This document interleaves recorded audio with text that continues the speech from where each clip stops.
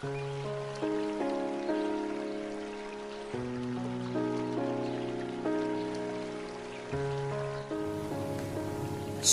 Bapak Ibu Saudara-saudara yang terkasih dalam nama Tuhan Yesus Kristus. Kita akan lebih dahulu membaca pesan Tuhan pada siang hari ini.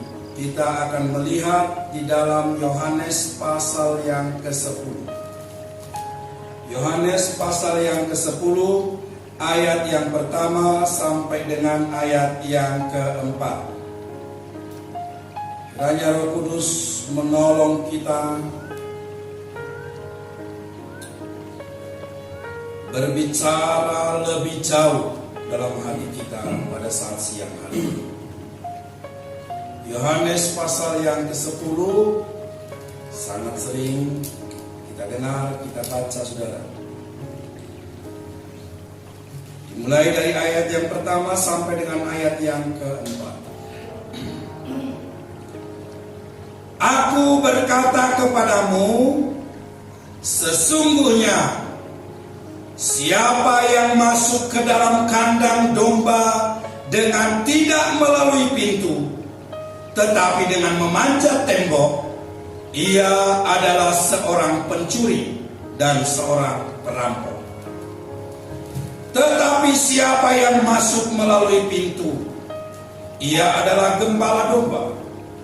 Untuk dia penjaga membuka pintu, dan domba-domba mendengarkan suaranya, dan ia memanggil domba-dombanya masing-masing menurut namanya dan menuntunnya keluar.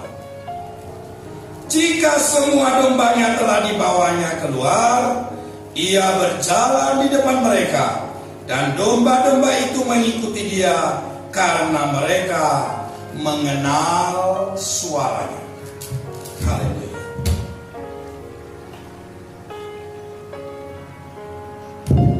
Karena mereka mengenal suaranya. Saudara-saudara, beberapa bulan terakhir ini, mungkin 1 bulan, heboh saudara. Di YouTube heboh, sangat memilukan hati. Apa itu? Cuma mempermasalahkan suara Tuhan. Para pendeta mempermasalahkan ini.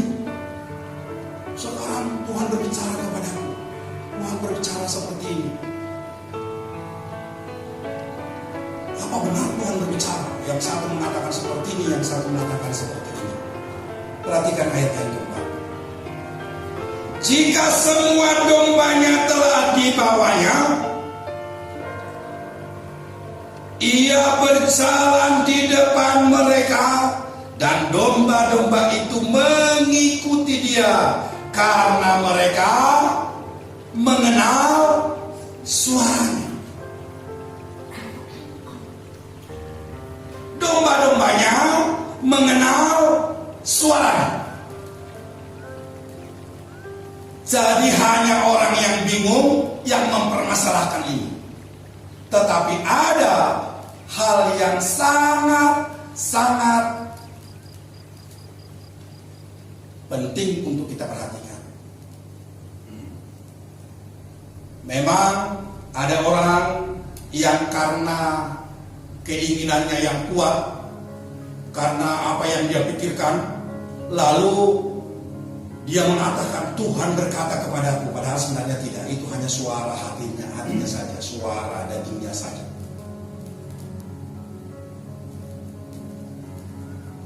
Tetapi ini tidak akan kita permasalahkan hari-hari ini. Kalau ada dikatakan Tuhan tidak berbicara kepada kita pada zaman akhir ini, pada saat-saat ini, suatu hal yang sangat keliru. Baik, mari kita lihat apa salah satu contoh daripada kepada suara Tuhan itu yang pasti 100%, yaitu COVID-19. Itu suara Tuhan.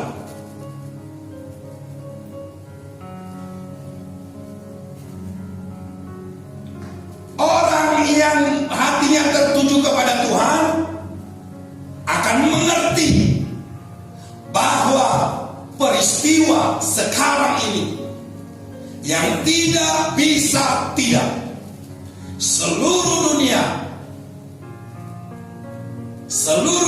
terlibat di dalamnya. Ini adalah 100% suara Tuhan. Teror itu ditebar oleh si iblis. Ketakutan ditebar oleh si iblis. Tetapi semuanya ada tetap dalam kendalinya Tuhan.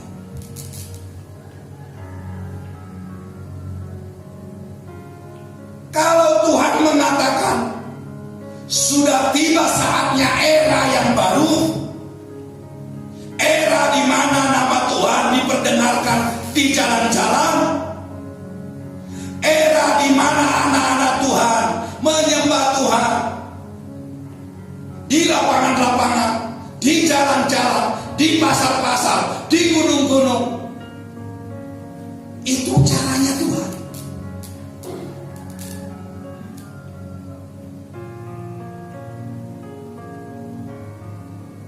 Lalu apa yang menjadi pokok perhatian kita pada siang hari ini yang menjadi pesan bagi kita?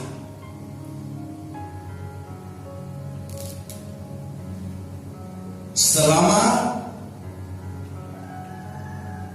ada isolasi diri ini, kita sekeluarga melakukan doa pagi, doa siang, dan doa malam.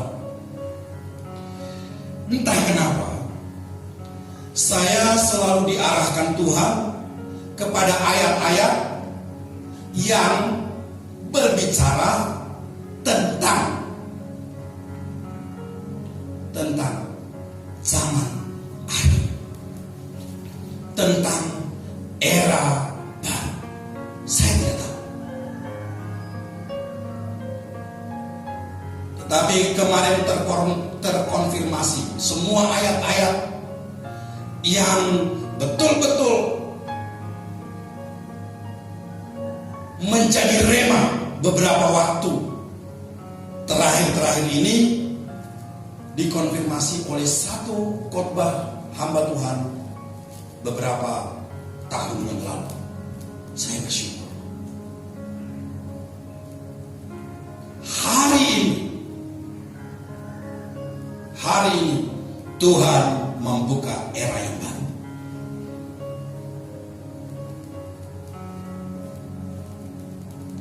Saya berdoa langkah-langkah ini nanti akan menjadi berkat bagi kita, maka pusatkan perhatian kita kepada Tuhan, saudara-saudara. Yang pertama, Tuhan mau mengatakan kepada kita bahwa apapun yang Tuhan rencanakan, apapun yang Tuhan mau lakukan, ada beberapa kriteria, ada beberapa hal, ada beberapa step, langkah yang Tuhan selalu lakukan. Melalui pemberitahuan kepada para nabi, atau melalui pemberitahuan alam, atau melalui peristiwa seperti sekarang ini.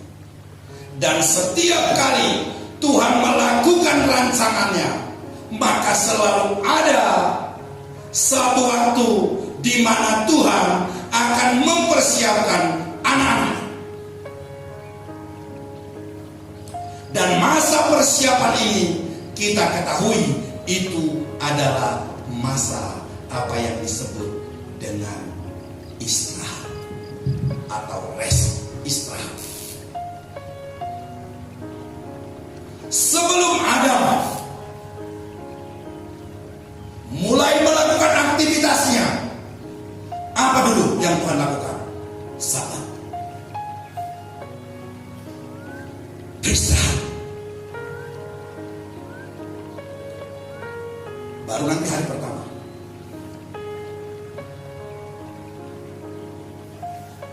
Ada waktu yang Tuhan berikan untuk beristirahat, untuk menghadapi sesuatu di depan.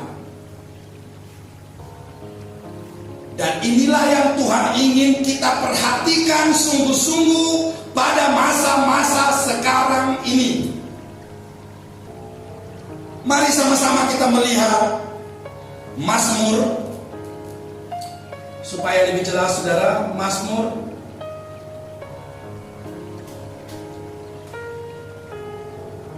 pasal yang ke-23. Ini sangat sering kita dengar juga. Mazmur pasal yang ke-23.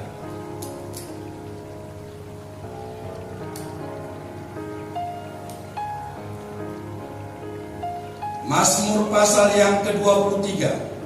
Coba kita baca dulu dari ayat yang pertama sampai dengan ayat yang ketiga. Ada yang bisa menolong saya?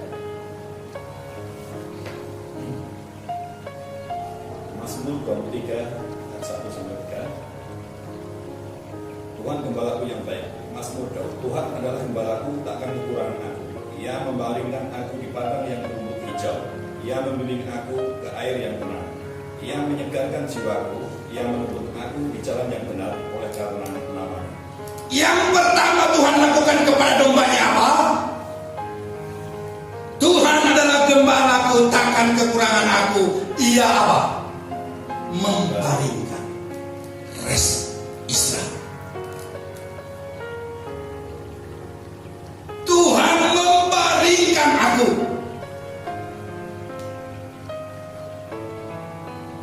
Yang pertama Tuhan lakukan adalah mempersiapkan kita masuk dalam satu perjalanan yang baru. Dan setiap kali memasuki perjalanan yang baru itu, Tuhan memberikan isyarat, Tuhan memberikan tanda. Sama seperti anak sekolah, pelajaran berganti, nanti ada bel, pelajaran mulai, pelajaran berakhir, dan mulai lagi pelajaran yang baru.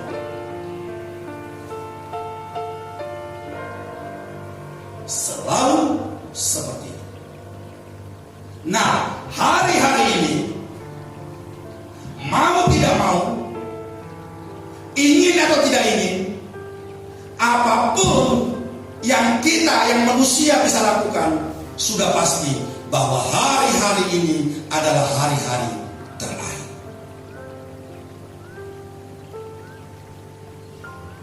Dari mana saya tahu? Dari firman Tuhan yang sangat-sangat jelas, yang Tuhan sendiri menaruh. Nanti saya bilang itu suara Tuhan, nanti saya bilang sesat juga. Tuhan menaruh hikmat itu dalam pikiran saya sebagai rema. Beberapa minggu terakhir ini, ayat-ayat itu menjadi terkonfirmasi.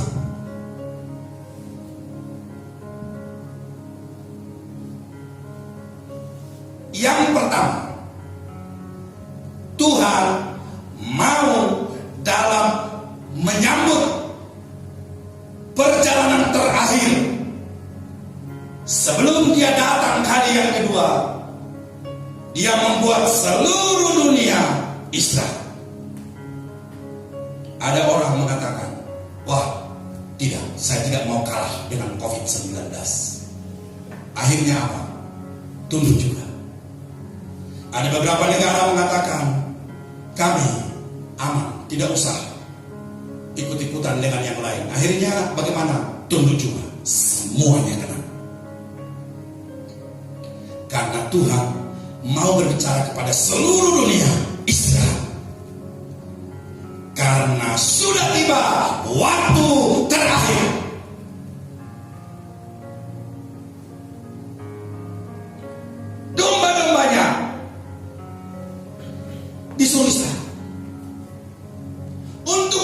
mengistirahatkan domba-dombanya, Dia juga mengistirahatkan semua.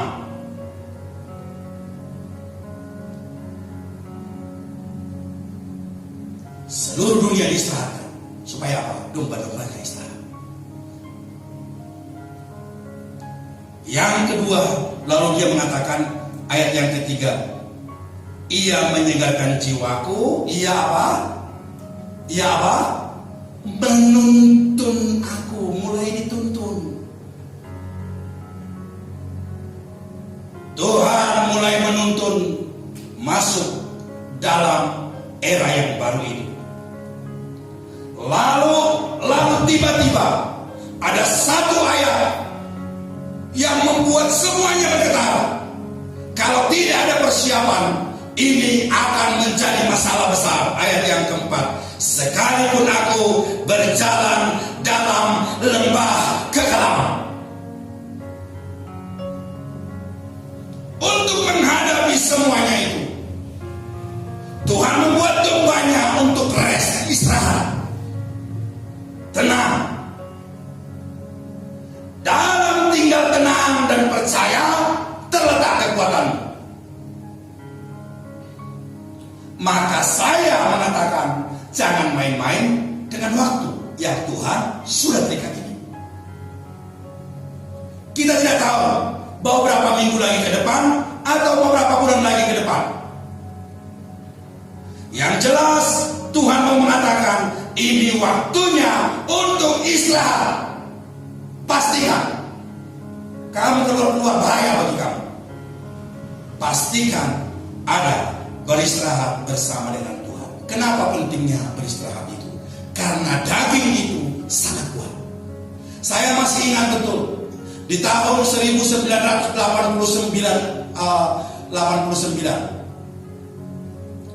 akhir tahun 88, 28 Desember. Ya, tanggal 29 Desember itu sudah mau terakhir. Saya dilahirkan baru. Dan saya memang sudah menjadi warga kerajaan baru. Warga kerajaan Allah. Tetapi ada banyak hal, semua yang ada di daging, semuanya harus didahului. Dan biasanya orang yang baru lahir baru, dia akan mulai kusah-kusuh melakukan apapun, seolah-olah dia itu akan menjangkau seluruh dunia ini. Ada sesuatu dalam batin kita itu yang sangat berbeda. Kita akan memiliki hati yang peka terhadap Tuhan. Kita akan tiba-tiba kita akan memiliki kerinduan yang besar akan firman Tuhan. Tiba-tiba kita akan memiliki kerinduan yang besar kepada keselamatan jiwa-jiwa. Akhirnya, terkadang kita akan mulai melakukan berbagai hal yang busan-busuk. Terus melakukan pagi, siang, sore, malam. Apakah Tuhan tidak memberkati? Tetap memberkati. Setiap firman yang keluar tetap Tuhan berkati. Apakah tidak ada urapan? Tetap ada urapan. Tetapi seandainya pada waktu itu dia tenang di hadapan Tuhan, karena menikmati firman Tuhan itu bagian yang paling indah pada waktu itu. Mengapa intim dengan Tuhan itu yang paling menyukakan hati pada waktu itu? Tuhan sebenarnya ingin mengisi kamu tenang di rumput hijau, air yang tenang yang mengalir. Kamu tenang di sini, dipersiapkan masuk dalam kematangan, lalu akan masuk kepada satu era yang baru, sebagai bergerak dalam kerajaan Allah. Nah, itu adalah kelahiran baru. Sekarang era yang baru datang. Apa yang Tuhan ingin lakukan? Coba perhatikan. bukalah di dalam Sefanya 1. Di persekutuan keluarga sudah saya sampaikan ini. Sefanya 1, nanti baca di rumah dari awal sampai akhir supaya bisa nangkap dengan baik. Tapi kita akan membaca dulu sekarang Sefanya pasal 1 ayat 7, ayat 12 dan ayat yang ke-14. Berdiam dirilah di hadapan Tuhan Allah. Sekali lagi, berdiam dirilah di hadapan Tuhan Allah, sebab hari Tuhan sudah dekat. Sungguh Tuhan telah menyediakan perjamuan korban dan telah menguduskan para undangannya. Ini 100% berbicara tentang persiapan kedatangan Tuhan kali yang kedua. Berdiam dirilah di hadapan Tuhan, sebab hari Tuhan sudah dekat. Sungguh Tuhan telah menyediakan perjamuan korban dan telah menguduskan para undangannya. Ayat yang ke-12. Pada waktu berdiam diri itu, pada waktu itu aku akan menggeledah Yerusalem dengan memakai obor dan akan menghukum orang-orang yang telah mengental seperti anggur di atas endapannya, dan yang berkata dalam hatinya, Tuhan tidak berbuat baik dan tidak berbuat jahat. Ayat yang ke-14. Sudah dekat hari Tuhan yang hebat itu. Sudah dekat dan datang dengan cepat sekali. Dengar, hari Tuhan pahit, pahlawan pun menangis. Berbicara tentang kedatangan Tuhan selalu membuat beberapa pemikiran, tergantung kepada situasi orang yang mendengarnya. Sekalipun sudah dilahirkan baru, tahun 89, tahun 90, itu gencar-gencar di seluruh dunia malah berbicara tentang kedatangan Kristus kali yang kedua. KKK, kedatangan Kristus kembali. Itu di situ populer tahun 89, 90. Populer di situ. Di gereja-gereja membahas tentang kedatangan Kristus kali yang kedua. Kedatangan Kristus yang kedua kali. Lalu saya setiap kali mendengar ini, saya tidak suka. Sudah lahir baru. Itu seolah-olah pada waktu itu melemahkan. Kalau begitu, ngapain saya kuliah? Kalau begitu, ngapain saya bekerja? Kalau begitu, ngapain saya melakukan ini? Kalau begitu, ngapain saya melakukan itu? Ya sudah, sepertinya aja. Toh juga kedatangan Tuhan sudah mau datang. Ternyata bukan hanya saya, beberapa orang di hari-hari kemudian mengatakan hal yang sama. Wah, kalau ada pembicaraan tentang kedatangan Tuhan sudah mau datang, itu ngapain lagi kita melakukan sesuatu? Ngapain lagi berinvestasi? Ngapain lagi melakukan seperti ini? Mengapa lagi menabung? Mengapa lagi seperti ini? Melemahkan. Tetapi baru saya sadari, sesungguhnya bagi orang yang sudah dipersiapkan oleh Tuhan, ini adalah kabar yang paling menggairahkan. Ini adalah kabar sukacita yang paling menyukakan hati. Maka setiap kali Tuhan membicarakan, atau setiap kali kita mendengar tentang kedatangan Kristus kedua kali, maka bagi orang yang sudah dipersiapkan, bagi orang yang belum, itu akan terjadi dua hal. Yang pertama, bagi orang yang sudah siap, jadi ciri-cirinya begini. ketika disampaikan berita tentang kedatangan Tuhan kali yang kedua, maka bisa dicek seseorang itu. Kalau dia sangat takut, berarti ada sesuatu yang harus dibereskan. Pasti. Kalau seseorang mendengar kedatangan Tuhan yang kedua kali, lalu dia takut, dia panik, artinya ada yang menuduh dia, masih ada yang menuduh dia. Itu yang harus dibereskan. Dan yang kedua, kalau orang yang mendengarkan kedatangan Kristus kedua kali, lalu dia semangat dan dia katakan, Maranatha, datanglah Tuhan dengan segera, maka sesungguhnya di sini ada satu kepastian akan keselamatan di dalam hatinya yang akan membawa dia masuk dalam era ini. Era ini Tuhan ingin dimasuki dengan hati tanpa tertuduh.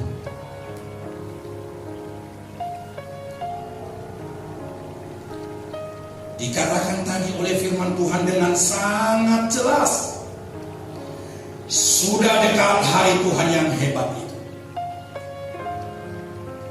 Bagi kita, bagi orang yang percaya, bagi mereka yang hidup di dalam Tuhan, kriterianya kita ada dua. Yang pertama, hidup dengan sudah tidak ada lagi tuduhan hati nurani karena perbuatan kesalahan. Dan yang kedua, ada anak-anak Tuhan yang sudah ada dalam kerajaan itu, tetapi masih banyak tuduhan, tertuduh, hatinya tertuduh. Tuhan mau menyelesaikan ini, masa-masa rest istirahat ini. Karena tadi dalam ayat yang ke-12 Tuhan katakan, pada waktu itu aku akan menggeledah Yerusalem. Aku akan menggeledah Yerusalem dengan apa? Memakai obor. Tuhan akan menggeledah Yerusalem. Tuhan akan menggeledah gerejanya. Tuhan akan menggeledah domba-dombanya. Anak-anaknya digeledah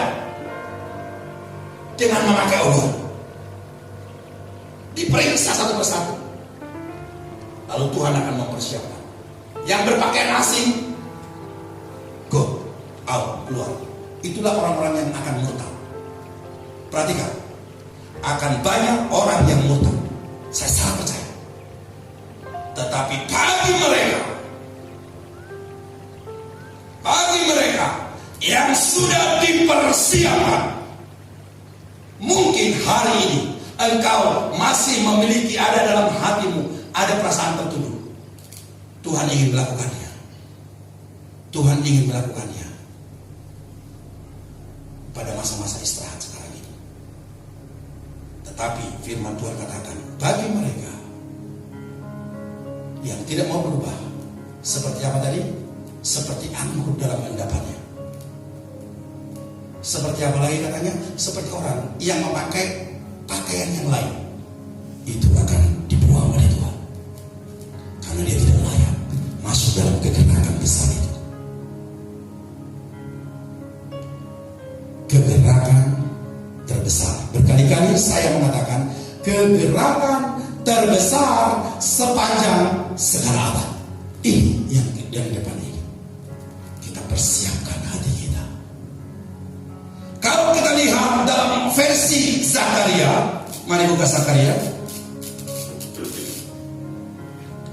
Zakaria pasal yang kedua, ayat yang ke-13. Ini pun saya sudah sampaikan bagi jemaat bunga bakung di rumah yang mengikuti WA yang dikirim setiap hari.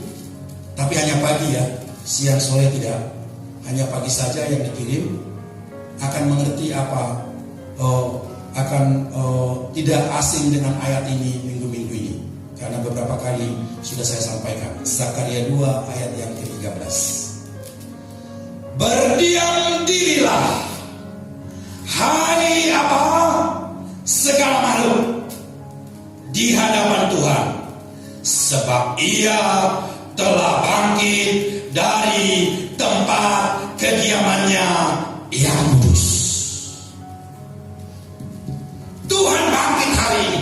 Yang pertama, Tuhan adakan penggeledahan di Yerusalem. Semua anak-anak Tuhan, semua domba-domba Tuhan, segerejanya itu digeledah dengan memakai obor. Penghakiman dimulai dari rumahku, kata Tuhan. Lalu setelah selesai itu,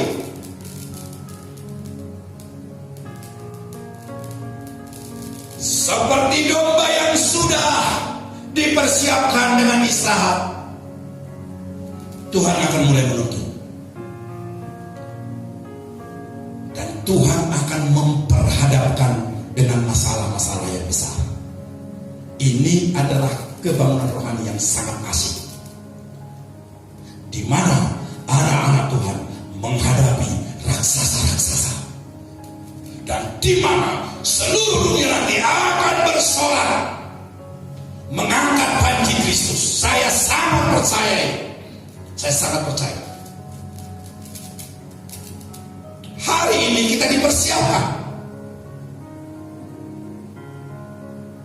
Berbahagialah kita yang mengerti momen-momen yang Tuhan sudah tetapkan dalam hidup kita. Yang punya istri katanya seperti tidak punya istri, menganggap seperti tidak punya istri. Yang punya anak menganggap seperti yang tidak punya anak. Karena kita masing-masing sendiri akan masuk ke dalam kegerakan itu.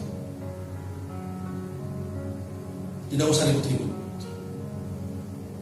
Nggak usah meributi pacaran-pacaran, nggak usah meributi ini, nggak usah meributi itu dan lain sebagainya. Aduh, itu apa?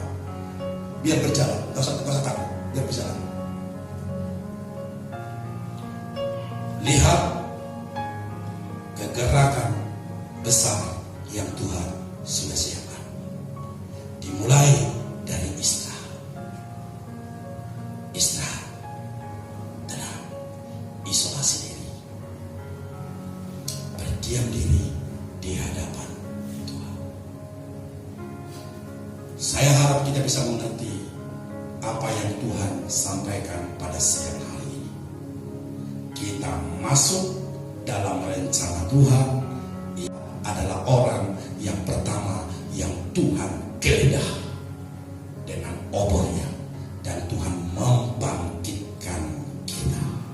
Haleluya, haleluya. Diberkati kita semua yang sudah mendengarkan firman Tuhan siang hari ini. Mari kita berdoa. Ajaib Engkau Tuhan, dengan seluruh rancangan-Mu. Biar hati kami Tuhan terus berpaut kepadamu. Baharui kami sebab daging kami lemah.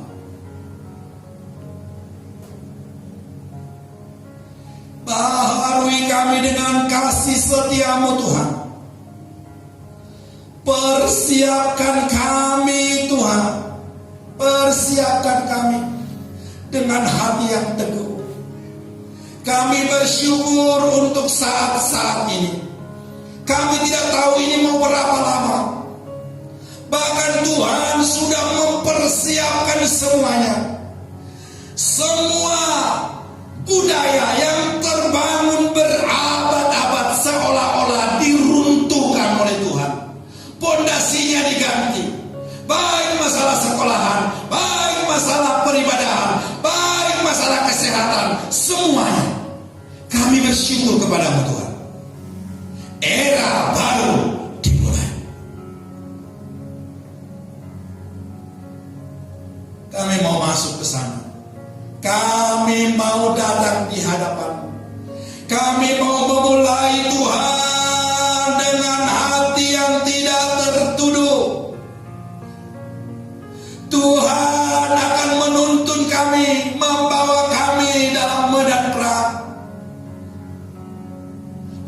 Bahkan kami selengkap senjata Allah, berketopongkan keselamatan, berbaju jirakan keadilan, berikat pinggangkan kebenaran, berkasukan kerelaan memberitakan Injil damai sejahtera,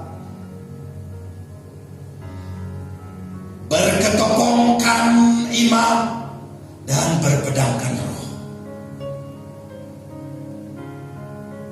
Tuhan menolong kami untuk bangkit.